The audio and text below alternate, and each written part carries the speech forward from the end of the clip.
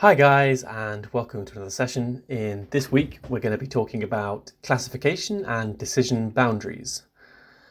So the kind of the running example that we've been using over the last couple of sessions is this idea of a cat versus dog classification task. And the way that we set up this problem is that we've kind of got this database of animal measurements. So we've got the kind of weight of the animal in kilograms and the tail length of the animal in centimeters. And then we also have associated with each one of these data points in our database a label saying whether this animal is a cat or a dog. And then the task is sort of given a new measurement of weight and tail length, but we don't know what animal it is. Can we guess what animal that should be based on this sort of stock of data measurements that we already have in our database? And the algorithm that we looked at to do this classification task, to do this binary classification task, binary meaning there's two possibilities, there's a cat or a dog. The algorithm that we looked at was the k nearest neighbors algorithm. And the way that worked is that all of our sort of collected labeled data points, we would plot each one of those on a 2D graph where the kind of horizontal distance represents the animal's weight and the vertical height of each point represents the tail length. And then for a new point, we plot our new point where we don't know whether it's a dog or a cat. We plot that on the graph, and then we measure the distance between this new point and all of our labeled data points. And then we take the 5 nearest points, or the k nearest. It doesn't have to be 5, but we were looking at 5. But k could be 1, 2, 3, 4, 5, 6, 7, 8, whatever. We look at k nearest points, and if more of them are dogs, we predict this new point is a dog. If more of them are cats, we predict the new point is a cat. If there's a tie, so if we're using, say, 4, if we're looking at the 4 nearest neighbours and 2 of them are dogs, 2 of them are cats, then we can kind of come up with some heuristic to decide. So it could be like, okay, well, which one is the closest? If it's a tie, we'll just look at the closest one and we'll go with that. Something like that. So just as a kind of reminder of that, we'll look at this graph again. You've seen this graph a couple of times now, but this is the idea, right? So this is our new point. You can see it floating around here, and the color of this new point is based on the color of the 5 nearest points. So you can see the 5 nearest points are drawn in with a line there. So you can see, as we change this, at some point it's going to start being closer to more orange points, and you can see that the color changes there. So we now think that it's a cat. We move it back over here, and now it's a dog. So the important aspect of this for this session is this idea that basically there's some point where it switches, right? It's around about here.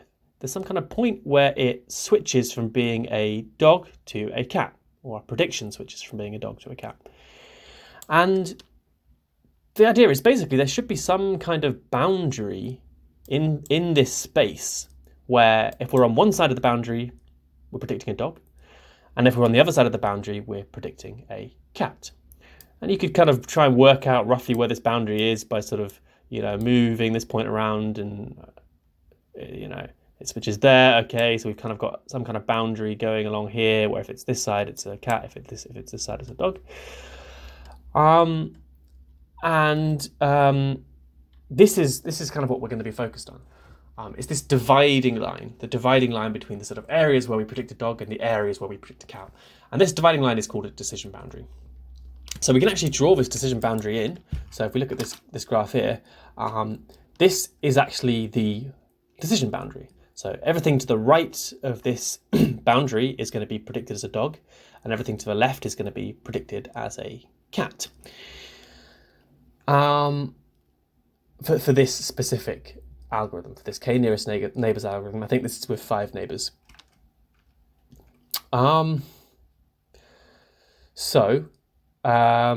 The exercise that we have here for you is so this function here that I've imported, so this plot decision boundary, which comes from my script.lesson4, which I've written, takes in a scikit-learn classifier. So we did these last time.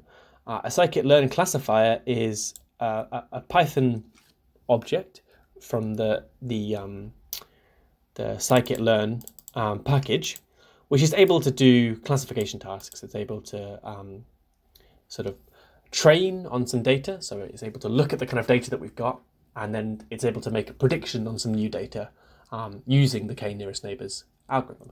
So this function here, plot decision boundary, and you can see it's a function, it takes in an argument. This function takes in this whole thing here, which is a k-nearest neighbours classifier. In this case, we're using 2 neighbours. And then it will plot the decision boundary based on that. So your task here is to plot it for some value. So let's just see what it looks like for 2. So when we're using 2 neighbours, so when k is 2, this is what the decision boundary looks like. And you'll find that if you change this number here, then the decision boundary is going to change a bit. So your task here is just to have a play around with this, change the number of neighbours, and see what you notice about the shape of the boundary. How does it change? And try and come up with so there's no right answer for this, but try and have a go at answering what number of neighbours would you use for this algorithm and why. But this is a pretty complicated decision boundary if you think about it. It's kind of jagged, it sort of goes straight here and then does some little zigs and zags, and it's a bit wonky and strange. But we could, thinking about this framework of a decision boundary separating 2 areas on this kind of in this data space, we could kind of think, well, would it be possible to come up with a more simple decision boundary? And indeed, the answer is yes. We could, for example, just draw a line. So this is a kind of slightly weird, loopy, jagged thing. But what if we just drew a straight line? What if we said, okay, fine, everything on one side of this line is going to be a cat, and everything on the other side of this line is going to be a dog. In the case of this data here, that might not be the best decision because, well, if we draw a kind of line, we're definitely going to be getting some stuff wrong. But let's think of a situation where we had some less complicated data and actually that a line would indeed be a good way of splitting up this data. And that's what we've got here in this graph here. So we've got some orange points here, you can see them. And we've got some blue points here, you can see them. And your task for this one is basically just to see if you can find a good dividing line. And the way that you can do that is by changing these parameters here. And you'll notice that as you do that, your accuracy up here changes.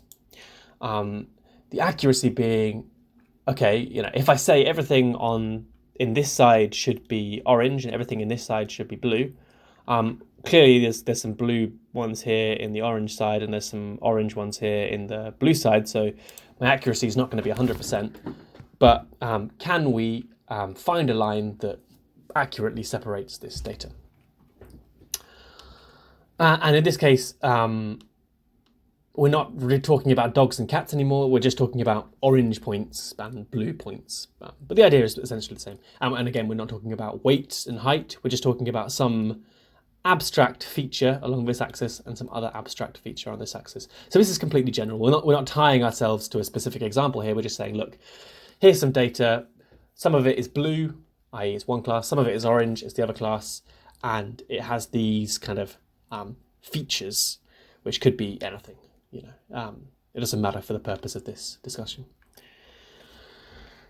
And if you do that, you will find, or you should be able to find a line here that perfectly separates this data. So you should be able to get an accuracy of 100%. You should be able to get all the blues on one side of the line and all the oranges on another side of the line. But this might not be a very realistic scenario. So in general, in a real data set, you're not going to be able to find a line that separates them perfectly. And this is the case what we have in this graph here. So now your task is the same again. Your task is to try and find a good split, find a good line that separates the blue data from the orange data. But this time you're not going to be able to get 100% accuracy. But your task here is, so what is the best accuracy that you can get?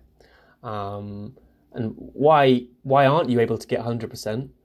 And can you think of a way that you might be able to increase your accuracy if we relaxed the constraint that it has to be a line? So if we could bend it a little bit, is there some way that you might be able to separate this data?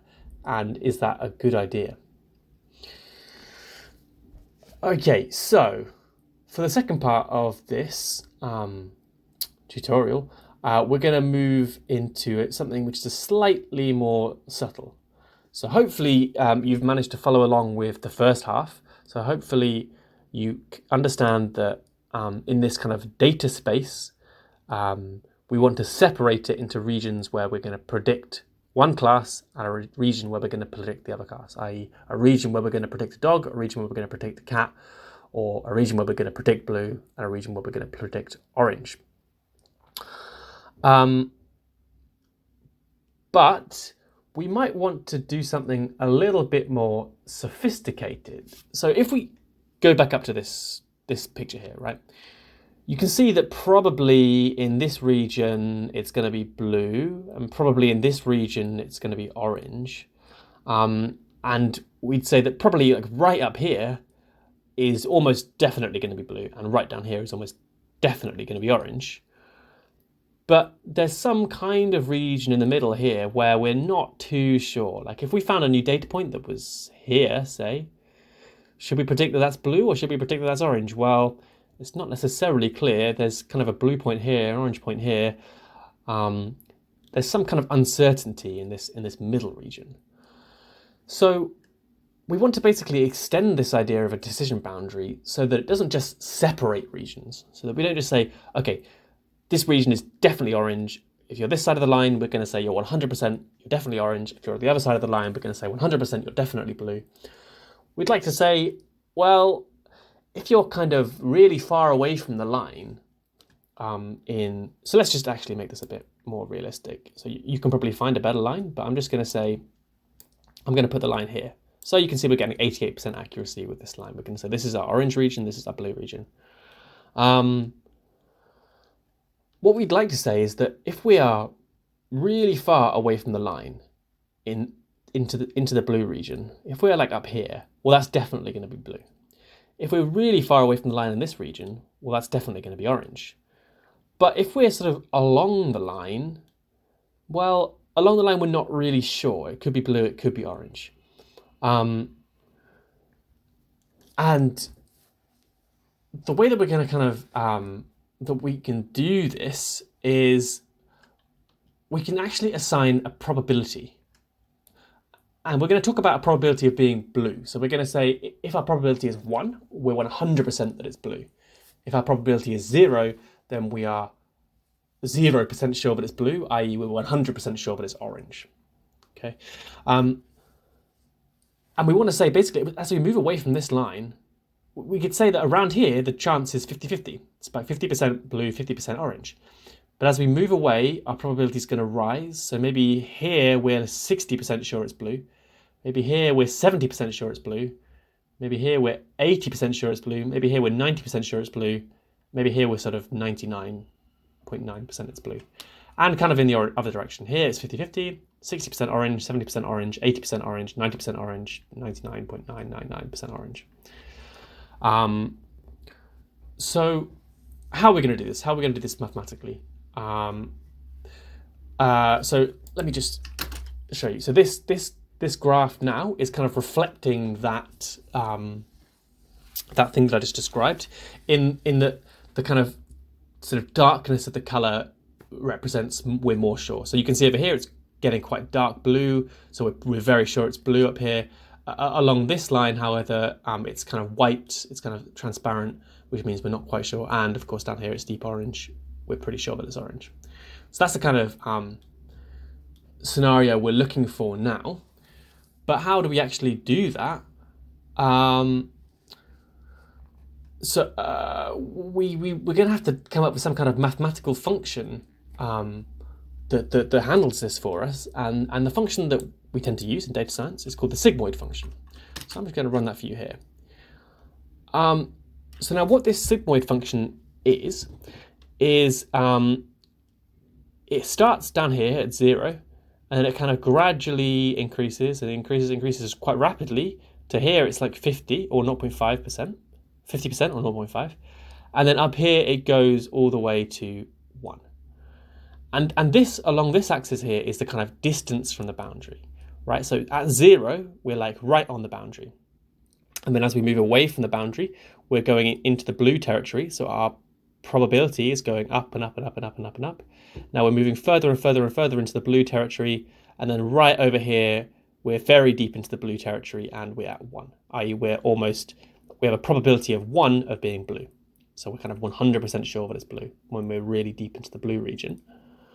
And then on the other hand, as we move as we have a negative distance from the boundary, and what that really means is we're just moving in the other direction, we're moving into the orange region, the probability of being blue is going down and down and down and down and down, and until we're really far into the orange region, the probability of being blue is 0, basically, i.e. the probability of being orange is 1.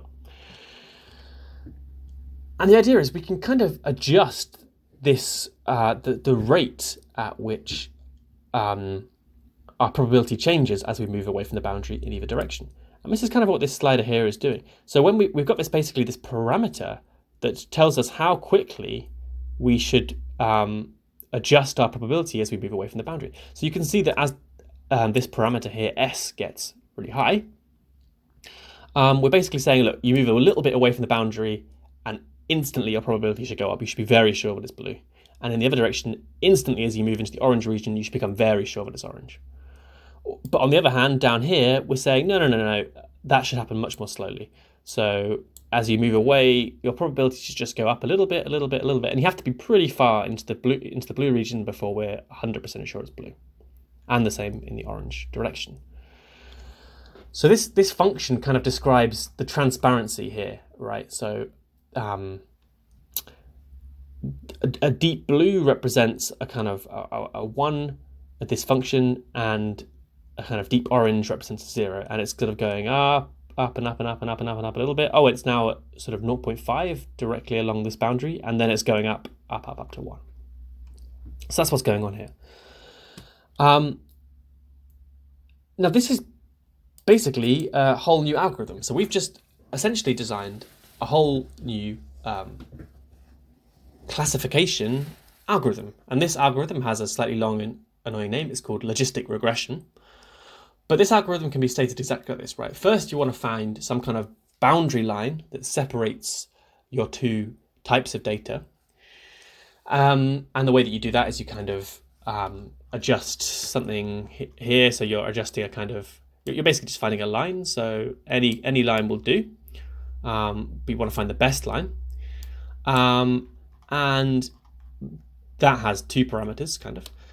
And then you want to find this gradation of the probability, i.e. you want to find this parameter here that tells you how fast should you adjust this probability. So how far do you have to move into the blue region before you're definitely sure it's blue? How far should you move into the orange region before you're definitely sure it's orange? So there's kind of two steps to this thing. You've got to find the line, then you've got to find this kind of how quickly does the probability change. And the details of exactly how we kind of find these things is a bit beyond what we're going to do in this course. But the idea roughly is that if you look at this graph here, right, at every single point on this graph, we have a measurement, and also everywhere we have a kind of a probability, right? So over here, our probability is like sort of maybe 85%. Down here, our probability is like 15% of being blue. So what we can do is we can say, well, the best setting of this line and our probability gradation will be found when, so that the average difference between our observations and our predictions is the lowest. So let's say here, our prediction is sort of, let's say 0.4 for our probability. So our probability is 0.4 of being blue.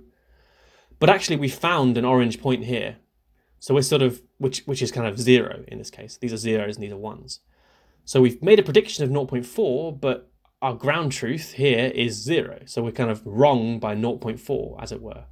Whereas down here, we found one that's 0, and our probability prediction is say 0.1. So our wrongness, in a sense, is 0.1 here. Over here, for example, we've made a prediction of 0.65, let's say. And our true point is 1. So our sort of error is the difference between 0.65 and 1, which is 0.35. So we're sort of wrong by 0.35 here. And the idea is basically to find the best line and the best probability gradation that makes our average difference between our prediction and our real measured data the lowest. So that's a bit of a mouthful, a bit of a kind of long explanation there. For this course, but we're not going to worry too much about the details of that. We're just gonna I'm just going to mention that in passing.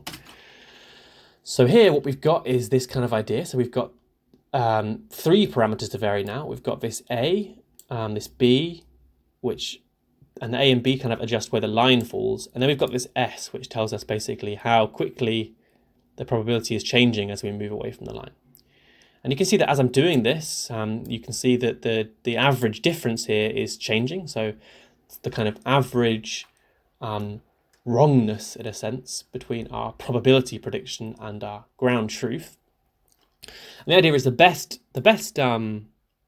line is going to be found when this average difference is the lowest as possible. So your task here is just to find the settings of A, B, and S that kind of minimize this average difference between the observations and the predictions. And the final thing that we're going to say is that this algorithm called logistic regression has an implementation in scikit-learn. So just like before, we could import this thing, logistic regression, from scikit-learn, sklearn. And the way that we kind of implement this algorithm is exactly the same, basically, as the k-nearest neighbors one. So we initialize a classifier, which we've imported. So we're just going to say classifier equals logistic regression, open close brackets. So now this classifier thing that we've just made is this logistic regression classifier. And then we can import some data. So I've just imported this x and y from our data. So the x here is the measurements. So in the case of the dogs and cats, this would be the kind of weight and tail length all stacked up. And this is the labels, right? So we can use our classifier to fit this x and this y, so our data and our labels. So just briefly, we can just have a look at this x. So x is a kind of NumPy array that holds these measurements. So we've got, you know, in the animals example, it'll be weight, tail length, weight, tail length, weight, tail length, weight, tail length. Here, actually, it's not. It's just a kind of arbitrary measurements about something. And then we've got our y's here, which is basically telling us the class. So all of these first ones are all ones, and all the last ones are all zeros. So the idea is that we use our classifier to fit this x and y, which are both NumPy arrays. And then given that, we're able to predict. So we're able to make predictions. So you can see that we're now basically predicting on our input data, which is usually not a good thing to do because of reasons that we'll come to. But we are making a prediction on our input domain, on our labeled data. And this is the prediction that we come up with. So it's actually saying, it's basically got it pretty right. It's saying that all of these should basically be ones, or it's got one wrong there, and another one wrong there, and another one wrong there. And then it's basically saying that the second half should all be zeros, basically. It's got one wrong there, and one wrong there, and one wrong there, but it's basically not too bad. So the other thing that we could do is also actually make a probability prediction. So the prediction really is just saying, look, if the probability is greater than a half, it's going to be a 1. If it's less than a half, it's going to be a 0. But actually, we could get a more fine-grain prediction here. So we're actually making a prediction of the probability at each one of these input points x. So you can say, okay, it's 99%, 99%, 98%, 99%, 1, or like basically 1, 87%, etc. And down here, you know, it's 0, 0, 0, 11%, 18%, and so on. So that is the end of this lesson. So thanks very much for listening, guys. Have a great week, and I will see you next time.